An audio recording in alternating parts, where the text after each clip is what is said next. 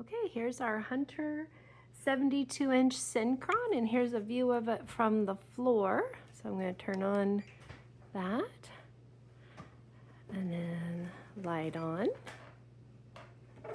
light off. I don't know what level it is. Here's this little, I guess that makes it go to low. I'm not sure. But I think that that's turned it off, I hope. And Levi, who is my helper, would like to show, here's real quick, here's the user manual. Here we go. It is pretty impressive, I think.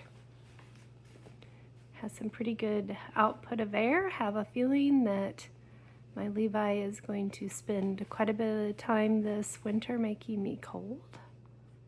The light isn't super bright, honestly. I think we might put some additional lighting up pretty soon. These dark walls and ceilings make it make it kind of dark in here. Well, that doesn't look like it's spinning down. Let me try again. I think that by messing with the level of it. Oh, and there's what it looks like without Levi's flashlight. And back to it.